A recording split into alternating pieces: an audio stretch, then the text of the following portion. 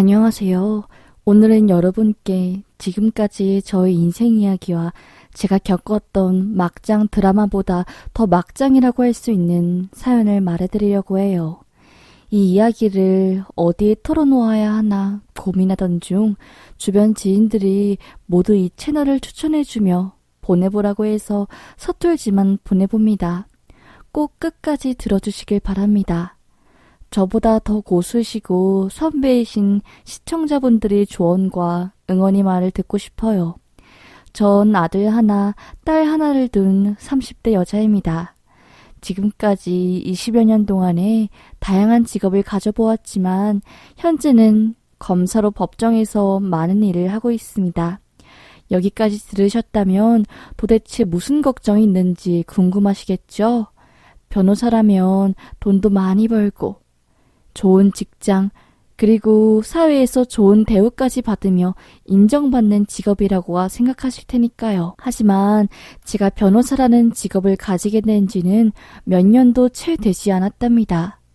이런 저도 이 자리까지 오기에 힘들고 넘어지는 많은 일들이 있었고 누구보다 밑바닥에서 기어올라와 사람답게 살고 있는 중이죠.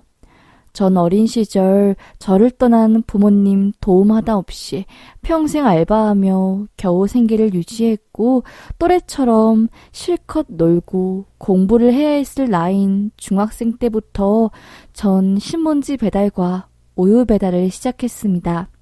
새벽 4시에 일어나서 우유와 신문지 배달을 했고 학교가 끝난 후에는 고깃집에서 설거지를 했죠. 주말에는 하루 종일 식당에 처박혀서 불판만 닦았었고요. 그렇다 보니까 전 단 하루도 4시간 이상은 자본 적이 없는 것 같아요. 밥도 돈이 없으니까 항상 마트에서 세일하는 라면과 편의점에서 주시는 유통기한이 지난 음식들로 겨우 때웠었죠. 다른 친구들이 학원을 다닐 때는 버린 책들을 주워와서 그 중에 문제집을 보며 베끼며 공부를 했어요. 그렇게 전 어린 나이에도 나이답지 않게 금방 철이 들었고 상처도 정말 많이 받았어요. 학교에 가면 저에게 야, 김수연, 너한테서 우유 썩은 냄새 나. 좀 씻어라. 집에 물도 없니 넌? 이 거지야. 라고 하며 친구들은 다 제가 더럽고 냄새가 난다며 피했거든요. 그래서 전 친구도 없었고 학교 선생님들마저 저를 싫어하셨어요. 학교 폭력을 당하고 있는 상황을 보셔도 너네 장난치는 거 맞지? 하며 못 본 척 그냥 넘어가셨고요. 그 이유는 다른 아이들과 다르게 전 급식비를 제대로 못 냈기 때문이었죠. 알바비가 들어오는 날이 늦어져서 급식비를 하루라도 늦게 내는 날이면 선생님께서는 아유, 돈이 없는 집안 구석 애들은 꼭 이렇다니까 하며 구박을 하셨어요. 어디서든 전 환영을 받지 못한 아이였죠. 그래서 아르바이트를 끝내고 집에 돌아오면 몸에 피가 날 정도로 타올로 팍팍 닦으며 온몸을 씻었어요. 냄새가 날까 걱정되어 싸구려 향수를 뿌리기도 하고 미움받고 싶지 않아 애를 썼죠. 지금 생각하면 너무 아프고 어린 제가 불쌍해서 생각하고 싶지 않는 기억들이에요. 그때 겨우 전 15살이었으니까요. 그렇게 악착같이 벌었고 공부를 하며 절 괴롭혔던 아이들에게서 벗어나서 들어가기 힘들다는 사기꾼 고등학교에 운 좋게 합격하게 되었어요. 그때에도 전 아르바이트와 시험에 찌들려 친구 하나 사귈 틈도 없이 공부만 했죠. 그렇게 수능시험에서도 나름 좋은 점수를 받았고 이름 들으면 누구나 다 알만한 서울의 한 대학교에 장학금을 받으며 들어가게 되었어요. 덕분에 허리도 좀 피게 되었고 등록금으로 드는 돈도 없어서 천만다행이었죠. 그러다 22살 때 우연히 일하던 식당에서 지금의 전 남편을 만났습니다. 첫 만남이었죠. 남편은 26살이었고요. 물론 연애도 한번 해본 적 없었기에 제가 처음으로 만난 연애 상대였습니다. 22이면 지금 생각해도 정말 어리고 꽃다운 나이지요. 남편은 절 너무나 좋아했고 저에게 사귀자고 들이댄 것도 그 사람이었어요. 그때는 어린 나이이기도 했고 지금까지 다른 사람들에게 상처만 받고 미움만 받던 절 먼저 좋아한다고 말해주는 사람은 그 사람이 처음이었기에 저도 받아들이게 되었죠. 저만 보면 자기야 사랑해 라고 해주는 사람이었고 항상 너가 세상에서 제일 이쁘다. 너가 너무 좋아. 예쁜 말을 달고 살았어요. 배려심이 행동과 말하는 습관에 모두 묻어나는 사람이었고 밖에서 데이트를 하게 될 때면 걸어다니다가 혹시 구두를 신은 제 다리가 아플까 운동화를 챙기고 다니기도 했고 예쁜 옷에 먼지라도 묻으면 어떡하냐며 의자에 앉기 전에 손수건을 깔아주는 다정한 남자친구였죠. 데이트가 끝나면 아무리 늦은 시간이라도 항상 저희 집까지 데려다주며 집 안에 들어가는 저를 보고 나서야 돌아가기도 했고요. 거기다 남자친구는 아주 젊은 나이로 첫 시험에 바로 합격을 한 공무원이었는데요. 매너도 좋은데 학벌에 직업, 집안까지 좋은 남자친구. 이런 남자가 세상에 또 있을까 싶었을 정도로 모든 게 완벽한 남자친구였죠. 그러던 중 저희는 하룻밤 실수로 속도 위반을 내 아이가 생기게 되었어요. 항상 피임약도 먹고 피임을 했는데도 뭔가 이상해서 검사를 해보니 임신이었죠. 전 겨우 대학교를 다니는 어린 학생이었고 너무 무서웠어요. 하지만 두려움에 빠져있는 저에게 남편은 자기가 있는데 뭐가 걱정이냐며 공무원 월급 지금은 많지 않아도 나중에 시간 지나면 평생 자기랑 뱃속의 아이 둘 다 먹여 살릴 수 있어. 앞으로 평생 손에 물 안 묻히고 살게 해줄 테니까 이참에 더 늦기 전에 우리 얼른 결혼하자. 라고 하며 금은방에 뛰어가 반지를 사와 저에게 프로포즈를 했어요. 우느라 다 지워져서 엉망이 되어버린 얼굴과 추리닝 옷을 입고 준비도 안 된 상태에서 갑작스레 청혼을 받았지만 너무 고맙고 속상하고 눈물이 계속 흘렀어요. 정말 당황스러운 일이었지만 차마 저에게 들어버린 소중하고 작은 생명을 놓을 수는 없었고 먼저 저를 안심시켜주고 모두 책임져주겠다는 남자친구의 말에 저도 청혼을 승낙하게 되었습니다. 남편은 자기가 더 고맙다며 아이가 태어나기 전에 얼른 혼인신고도 하고 결혼을 하자고 했어요. 그렇게 남자친구에서 남편이 되었어요.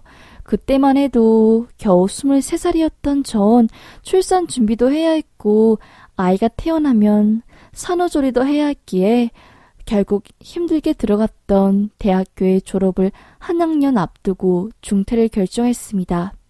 코피 흘릴 정도로 공부했고 들어간 학교였기에 포기하는 데에는 정말 미련이 많이 남았지만 아기를 위해 어쩔 수 없는 선택이었어요. 결혼식 준비를 위해 남편 부모님과 상견례를 가지게 되었는데요.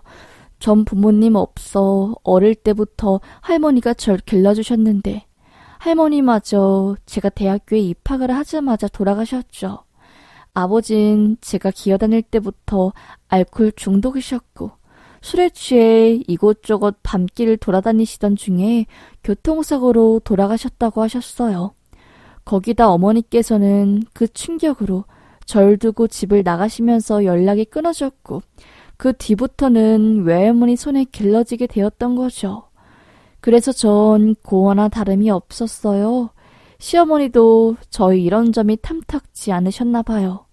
다른 것도 아니고 속도 위반으로 자기 아들을 데려가는 것도 마음에 들지 않았는데 거기다 부모 없는 아이라 배운 게 있었겠냐면서요. 하지만 남편이 계속 고집을 부리자 어쩔 수 없이 상견례 자리에 나오겠다고 하셨어요. 이 정도면 됐겠지? 전 시어머니께 조금이라도 잘 보이고 싶었기에 안 입고 아껴두었던 제가 가지고 있는 것들 중 알바비를 털어서 산 제일 이쁜 원피스와 평소 가본 적도 없는 비싼 샵에서 큰 돈을 주고 메이크업까지 받아서 갔어요. 샵에서 가격을 보고는 손이 떨릴 정도였지만 괜히 허튼 점이 보이면 저와 남편, 아이까지 시어머님께 흠이 갈까봐 무리하면서까지 꾸며서 갔던 거죠. 기대했던 상견례 시작은 처음부터 엉망이었어요. 시어머님께서는 인사하는 저를 보자마자 위아래로 훑어보시기 시작했죠. 신은 구두부터 제가 입은 옷까지 하나하나 마치 숙제 검사를 받듯 쳐다보셨죠. 첫 만남에 좀 당황스럽긴 했지만 그래도 특이한 분이시구나 하고 넘어갔어요. 하지만 결혼에 대해 이야기를 나누고자 만든 상견례 자리는 저에게 최악의 기억이 되었죠. 곧 한가족이 될 시부모님이시니 저에 대해 궁금하시거나 질문을 하시는 건 당연한 거라 생각하고 이해했지만 점점 선을 넘는 말들을 하셨죠. 아가씨, 지금 입은 옷이랑 백 좀 비싸 보이는데 뭐해서 본 거예요? 민혁이 몰래 이상한 데서 벌어 산 거 아니에요? 네? 무슨 말씀이세요? 이 옷들 다 제가 힘들게 식당 알바해서 벌었던 돈이에요. 정당하고 바르게 벌어서 산 옷이에요. 혹시 우리 아들 민혁이가 젊고 공무원인데다가 집안도 좋아 보이니 꼬리치는 거 아니죠? 난 꼬리치는 술집 여자들은 딱 별로거든. 첫 만남에 저에게 마치 술집 여자를 다루듯 말하시면서 꽃뱀 취급을 하시더군요. 절대 전 남편과 남편 집안의 재력을 보고 결혼을 하기로 한 게 아니에요. 그런데 계속해서 저에게 원하시는 게 있어서 결혼하는 것 같다며 뱃속 아이까지 의심하셨고 건들면 안 될 부분까지 터뜨려 버리셨죠. 결국 전 어머님, 저 민영 오빠의 겉모습이 아니라 마음씨를 사랑해요. 오빠도 저를 사랑하고요. 그런데도 어머니께서 계속해서 저 그런 취급하시는 거 저 못 참겠어요. 저도 평생 열심히 살아왔고 누구에게도 뒤처지거나 부끄러운 행동 안 했으니까요. 라고 하고 시어머니 눈을 쳐다보며 또박또박 말했어요. 그러자 시어머님께서는 얼굴이 불그락해지셔서 말리는 남편을 뿌리치고 저에게 소리를 지르셨죠. 뭐? 아우, 이래서 못 배우고 없는 집 애들은 결혼을 하면 안 되는 거야. 고아라 부모한테 시어른 말에 대꾸하지 말라는 것도 못 배웠니? 이런 애가 무슨 우리 집안의 며느리를 한다고. 저도 그 말을 들으니 화가 났죠. 저에게 자랑스러운 부모님은 아니셨지만 가족과 저까지 깔보시는 건 참을 수 없었죠. 저도 이런 집안에서 결혼 못하겠네요, 어머니. 저도 제 가족과 어머니 손자인 뱃속의 아기까지 나쁜 취급하시는 분을 시부모님으로 모시고 싶지 않아요. 저 이 결혼 안 할게요. 더 들을 수도 없었고 듣고 싶지도 않았기에 자리를 박차고 나왔습니다. 화가 나 저에게 고래고래 악담을 붙는 시부모님과 어디 가냐며 저를 잡는 남편까지 무시하고 집으로 갔죠. 그래도 주눅들지 않고 당당하게 말했는데 나오자마자 눈물이 쏟아지더군요. 다리에 힘이 풀리자 온몸이 힘이 빠졌고 덜덜덜 떨렸어요. 그래도 씩씩하게 지금까지 잘 살아왔다고 생각했는데 괜히 서럽고 눈물이 나더라고요. 곧 남편에게 전화가 왔죠. 제발 저에게 자기 전화를 좀 받으라고 애원을 했어요. 집까지 찾아온 남편은 무릎까지 꿇고 미안하다고 저에게 빌었어요. 그 일이 있었던 후 엄마에게 따끔하게 이야기했다며 앞으로 결혼하면 이런 일 다시는 없을 거라고 했죠. 결혼식만 올리고 바로 분가해서 살자면서요. 수연아, 제발 이러지 마. 내가 예전에 전 여자친구랑 안 좋게 엮인 적이 있어서 걱정이 많으셨나 봐, 우리 엄마가. 다 잘못한 거야. 너가 싫다고 하면 다시 우리 엄마 안 볼 테니까 제발 파혼은 하지 말자. 우리 아이부터 생각해야지. 응? 부탁이야. 뱃속 아이를 생각해서라도 봐달라는 남편. 이 결혼해서 솔직히 그런 시부모님이 며느리로 잘할 자신이 없었습니다. 하지만 엄마 아빠이신 분들은 공감하실 거예요. 차마 태어나지도 않는 아기를 아빠 없는 애로 만들어주고 싶지는 않았습니다. 저도 부모 없는 아이였고 그래서 친구들에게 늘 고아라는 이유로 괴롭힘을 당했으니까 제 자식만큼은 그렇게 당하고 싶지 않았죠. 그게 어떤 상처를 줬는지 전 겪어봤기에 누구보다 잘 알았으니까요. 결국 전 결혼식을 하기로 했습니다. 남편은 고마워 수연아, 내가 잘할게. 앞으로 고생도 안 시킨다고 약속할게. 하며 저를 안아주셨어요. 남편은 저에게 화가 안 풀린다면 다시는 부모님 안 보겠다고 큰소리쳤죠. 그래도 공무원 시험 준비하는 남편을 그동안 뒷바라지 해주신 분이니 연을 끊게 하는 건 아닌 것 같아 분가만 하자 했죠. 전 혼자 외롭게 부모나 형제 없이 살아왔었고 늘 허전함과 외로움이 많았어요. 어릴 때 학예회나 졸업식처럼 다른 친구들은 가족들 품에 안겨 부모님 손을 잡고 화목하게 사는 모습이 항상 부러웠었죠. 전 항상 혼자였으니까요. 그래서 지금까지 많은 일들과 갈등도 많았지만 과거의 기억은 모두 잊고 앞으로는 남편과 뱃속 아이까지 여느 가족들과 다름없는 평범하고 행복한 가정을 만들고 싶었어요. 그렇게 남편과의 행복한 신혼생활을 시작했고 그 사이 저희 부부에게는 아이가 둘이나 태어났답니다. 너무나도 예쁘고 사랑스러운 아들과 딸이에요. 세상 그 누구보다 사랑하고 소중한 아이들이었죠. 요즘 엄마들 치고는 꽤 젊은 나이에 아이들을 낳았지만 그래서 더 육아에 신경을 쏟았고 뒤처지지 않도록 하나부터 열까지 잘 키우려고 노력했던 것 같아요. 공무원 남편의 내조도 열심히 했고요. 아이들 육아를 하며 학교도 그만두었고 몇 년 되었다 보니까 일을 구할 수도 없었고 가족들에게만 집중하며 엄마와 아내의 역할로도 벅찼어요. 하지만 엄마! 하며 달려와 안기는 아이들을 보면 그것만으로도 너무 행복했죠. 내가 이래도 될까? 싶을 정도로 과분했던 날들이었고 눈에 넣어도 아프지 않을 우리 아가들과 다정한 남편, 우리 네 가족에게는 행복한 일만 남은 줄 알았어요. 그런데 지금까지 저희 선택이 잘못되었던 걸까요?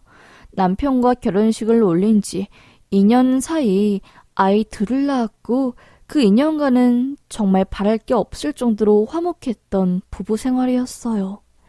하지만 둘째가 태어난 후 남편이 태도와 성격은 180도 뒤바뀌었습니다. 당신 이거 뭐야? 응? 뭐가? 제가 갑자기 저를 부르는 말에 대답을 하자마자 남편은 저에게 뺨을 때렸습니다. 화가 나 진정을 하지 못한 채 저를 잡고 흔들며 소리 질렀어요. 이게 뭐냐고? 왜 우리 다빈이가 O형이야? 당신이랑 나 둘 다 A형이잖아. 성빈이도 A형이고. 그런데 어떻게 얘만 O형이 나올 수 있어? 당신 이 애 내 핏줄 맞아? 다짜고짜 저에게 뺨을 때리는 것도 모자라 둘째 혈액형이 자신과 맞지 않다며 자신의 애가 아니라고 제가 외도를 질렀다며 소리를 지르더군요. 그것도 딸이 보고 있는 그 앞에서요. 아기는 울고불고 난리가 났고 자고 있던 아들까지 깨서 울음을 터뜨렸죠. 뭐? 무슨 말이야? 도대체 말을 어떻게 그렇게 해? 지금 내가 바람이라도 폈다는 거야? 알고 보니 남편의 오해에서 시작되었어요. 갓난 아기들은 원래 태어난 직후에 하는 혈액형 검사는 바뀔 수 있거든요. 그래서 원래 시간이 지난 후 한 번 더 검사를 한다고 하더라고요. 그래서 둘째 혈액형도 다르게 나온 거고요. 다시 한 재검사에서는 A형이 나왔고요. 결혼 전에만 해도 다정하고 화를 내거나 소리를 지르지도 않았던 사람이었는데 그런 모습을 보니까 너무 당황스러웠어요. 거기다가 저에게 아이들 보는 앞에서 손찌검까지 하다니요. 미안해 여보. 내가 오해했나 봐. 잘못했어. 다시는 절대 안 그런다고 약속할게. 용서해줘.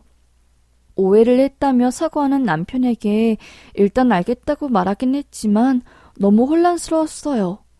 그 뒤에도 남편이 폭력성은 멈추지 않았고 이처증까지 심해져서 제가 마트에서 장을 보고 조금이라도 늦게 들어와도 어디 갔다 왔냐며 다그쳤고 바로 대답을 하지 못하는 날엔 바람핀 년이라며 절 불륜녀 취급했죠. 그런 모습이 아이들이 보는 앞에서까지 계속되었고 전 더 이상 이런 모습을 사랑하는 아들, 딸들에게 보여주고 싶지 않아 이혼을 마음먹었습니다. 너 같은 의처증병 놈이랑 더 이상 살고 싶지 않다고 이혼하자고 했죠. 우리 애들을 위해서라도 더 이상 안 참겠다고요. 애들을 아빠 없는 아이로 만들더라도 가정폭력범이랑은 살게 못한다고 했죠. 그러자 남편은 화를 내며 이혼할 거면 돈을 다 내놓고 가라고 했습니다. 그리고는 아이들까지도 모두 두고 가라고 하더군요. 절대 저에게 못 주겠다고 하면서요. 죽기 전에는 이혼은 안 된다고 했죠. 결국 대화가 안 통했고 이혼 소송으로 법정 다툼까지 가게 되었습니다. 남편과 시댁 측 변호사는 제가 외도를 저질렀다고 했고 양육권까지 뺏어버리겠다고 했어요. 어이가 없었습니다. 전 절대 자식들에게 부끄러운 짓 한 적 없습니다. 맹세코요. 그런데 남편은 제가 마트 직원에게 대화하는 모습, 경비 아저씨에게 인사하는 모습들을 악의적으로 찍어서 마치 제가 여러 사람들과 불륜 행각을 나눈 양 저를 몰아세웠어요. 황당한 건 법정도 그 허무맹랑한 증거를 인정했다는 거죠. 거기다 전 임신을 하며 학교도 그만두었으니까 육아와 주부 생활로 직업도 없었기에 자녀를 키울 능력이 없다고 판단되었는지 양육권은 남편에게 넘어갔고 결국 전 아이를 눈뜨고 시댁에 빼앗겨버렸습니다. 전 돈도 없었고 변호사를 고용할 여유도 없었기에 할 수 있는 것도 없었죠. 국선 변호사들도 상황을 듣고는 사실이 어떻든 아이는 넘기는 게 모두에게 좋을 거라고 했고요. 저에게는 힘이 없었습니다. 시어머니는 저보다 100배는 더 잘 입히고 비싸게 키워주겠다며 오해하려는 저를 비웃으며 지나갔습니다. 면회 한 달에 한 번이 제 전부였고 그마저도 연락을 끊어버리고 멀리 이사까지 가버렸기에 아이들과 만날 수 있는 방법은 없었죠. 기간에 대해서 문제를 제기해도 밥보다는 말과 업무가 많아 나중에 처리해주겠다는 답변만 반복되었어요. 아무도 도와주지 않았죠. 남편을 데리고 있으니 이런 일로 수사는 불가능하다고요. 어린 나이에 아이를 낳고 육아와 집안일만 했는데 뭘 하겠어요. 어떻게 해야 되는지도 몰랐고요. 전 돈도 없고 힘도 없는 사람으로 돌아갔고 아이들을 빼앗긴 충격으로 정신 나간 사람처럼 한동안 지냈습니다. 엄마가 미안해. 성빈아, 다빈아, 엄마가 정말 미안해. 못 지켜줘서 미안해. 사랑하는 다빈이 성빈이를 위해서도 이렇게 살 수는 없었기에 마음을 다시 먹고 정신을 차려서 방법을 찾아야겠다고 생각했어요. 다니던 대학교도 돌아갈 자신이 없었고 되찾기 위해서는 제가 능력을 찾아야 된다 느꼈죠. 그래서 무턱대고 변호사가 되기로 했습니다. 내가 변호사가 된다면 다시는 자식을 눈앞에 두고 빼앗기지는 않을 테니 미친 듯이 공부했고 하루에 잠은 2-3시간씩 잤으며 잠을 거기서 더 줄였죠. 커피로도 쏟아지는 잠을 참지 못해서 원두가루를 씹어 먹었을 정도로 피눈물을 흘리며 몸이 망가지는지도 모르는 채로 이를 악물고 아이들을 되찾자는 마음으로 공부했어요. 다시 시험을 보고 대학교에 들어갔고 그렇게 살아낸 결과 7년 만에 빠르게 바로 로스쿨까지 졸업하고 시험을 보고 변호사에 합격했습니다. 붙자마자 바로 아이들을 찾기로 했어요. 하지만 수소문을 하고 주변을 뒤져도 7년 전 그대로 알 수 있는 게 없었어요. 그때만 해도 단춘 가출이나 남편이 연락 두절일 거라며 거절하던 실종 신고는 제가 변호사라는 걸 밝히자 바로 접수해 주시더라고요. 화가 났지만 찾는 게 먼지였기에 계속해서 초조한 마음으로 기다렸습니다. 걱정도 너무 많이 됐어요. 좋은 로펌을 소개해준다는 교수님이 제안도 거절한 채로 차를 몇 시간씩 끌고 모든 곳을 뒤졌어요. 저도 지쳐가던 도중 편의점 앞에서 한 여자애를 만났습니다. 7살쯤 되는 모습을 보니까 우리 다빈이도 이쯤 됐겠지 싶었어요. 그때는 7월이었고 꽤 더운 날씨였는데도 그 아이는 온몸을 천과 옷으로 둘러싸고 있었죠. 이상하다는 생각이 들었어요. 안 덥니? 아줌마가 음료수 하나 사줄까? 편의점에 들어가 음료수 하나 사서 쥐어주는데도 먹지 못하더군요. 이상한 마음이 물어보자 오빠가 굶고 있는데 라고 말했어요. 그 이상한 마음은 커져갔고 아이가 들고 있던 담요를 빼니까 몸 구석구석 멍이 있었고 씻지도 못했는지 냄새도 나더군요. 그러던 중 그 뒤에 익숙한 모습의 아이가 나타났고 그 여자아이는 성빈 오빠! 하며 달려가더군요. 충격을 받아 입을 다물지 못했습니다. 오빠라고 불리는 아이의 얼굴을 보니 제가 2살 때 빼앗긴 첫째였습니다. 안겨있는 여자아이도 제가 애타게 찾았던 둘째였죠. 갓난아기 때 두고 갔던 데다가 얼굴과 몸을 가리고 있었기에 제가 미처 알아보지 못했던 거죠. 엄마? 혹시 아줌마가 우리 엄마예요? 아이들의 모습을 보니까 온몸이 미친 듯이 떨리고 충격에 헤어나올 수가 없었습니다. 잘 키워줄 거라고는 기대도 안 했지만 그래도 아이들도 남편을 좋아했고 남편은 아이들에게만은 손을 댄 적 없었거든요. 거기다 자식을 앞에 두고 알아보지 못한 제 자신에게도 화가 나서 참을 수 없었습니다. 응, 엄마야. 너무 많이 늦었지. 미안해. 엄마가 좀 늦었어. 많이 기다렸지. 엄마 보고 싶었지. 너무 미안해. 지금이라도 됐으니까 우리 엄마 보고 싶었어. 아빠 맨날 술 먹고 우리한테 화내서 도망쳤어. 할머니도 더럽다고 쫓아냈어. 눈물이 계속해서 멈추지 않아 흘렀고 부둥켜 안아 울기만 했어요. 그 와중에도 해맑은 다빈이와 성빈을 보니까 더 마음이 찢어지는 것 같았죠. 내 목숨을 바꿔서라도 아이들을 지키고 싶었는데 그 감정은 복수심으로 불타기 시작했고 잠시 지인에게 맡긴 후 아이들이 말해준 주소로 찾아갔어요. 저를 보고 놀라 너가 어떻게 여길? 어떻게 찾았냐며 막는 시어머니를 뿌리치고 그 와중에도 정신을 못 차리고 술주정 부리는 남편이 뺨을 때렸어요. 너가 데리고 간다 했으면서 애들을 거질꼴로 만들어 놓았구나. 너가 어떻게 이럴 수 있어? 너 같은 건 진짜 끊어야 됐어. 이 나쁜 놈아.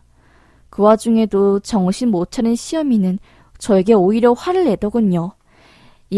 너 같은 더러운 핏줄 우리가 받아주고 네 자식들까지 받아줬으면 고마울 줄 알아야지. 감히 여기를 찾아와? 역시 넌 변한 게 없니? 뭐라고 하셨어요? 더러운 핏줄이요? 제가 더러우면 그쪽 가족들은 뭐죠? 어머님이 내놓을 거라는 썩어빠진 집안뿐이세요? 제 자식들 눈물 나게 하고 어머님 자식들은 제가 가만히 둘 것 같나요? 제 사랑하는 사람들 눈에 눈물 나게 만들었으면 지 자식한테는 핏눈물 나오게 해줄 거예요. 두고 보세요. 결국 전 남편과 시어머니를 아동학대와 방임으로 신고했고 고소까지도 진행했습니다. 빼앗긴 양육권도 다시 받아오기 위해 신청했고요. 다빈이와 성빈이 증언이 증거로도 채택되었고 아동센터에서 검사를 나간 결과 아이들을 한동안 방치한 게 확인되었다고 하셨어요. 다니던 초등학교와 유치원도 모두 등교를 하지 않아 전부터 아동학대 의심을 받았다고 하고요. 결국 아동학대 혐의로 남편은 징역 3년, 시어머니는 방조 혐의로 1년을 받았습니다. 남편은 업무 태반으로 바로 공무원 자격이 박탈될 예정이라 하고 시어머님이 회사까지도 큰 피해를 입고 있다고 하더군요. 징역 혐의를 받은 남편은 그제서야 정신을 차렸는지 무릎을 꿇고 빌더군요. 법정에서도 재판장에 온 저를 비웃던 시어머니도 제가 변호사석에 앉는 걸 보곤 당황해서 입을 다무질 못했고요. 며느라가야, 우리 민혁이 한 번만 눈 꼭 감고 용서해주면 안 되겠니? 애들 봐서라도 좀 선처해주면 안 되겠어? 우리 과거는 다 잊자, 응? 둘은 제발 제 변호사 지위를 이용해서 형량을 줄일 수 있게 도와달라며 빌었습니다. 하지만 그 뻔뻔한 태도를 보니 너무 역겹고 추했죠. 절대 도와주지 않을 거고 후회하게 만들어주려고요. 징역 3년과 1년은 제 성에 차지 않고 아이들과 제가 당한 것에 비하면 너무 작은 벌이지만 그래도 제 사랑하는 아들, 딸을 찾았다는 것만으로도 만족하기로 했습니다. 그렇게 2년이 지났고 둘째는 올해 초등학교에 입학했네요.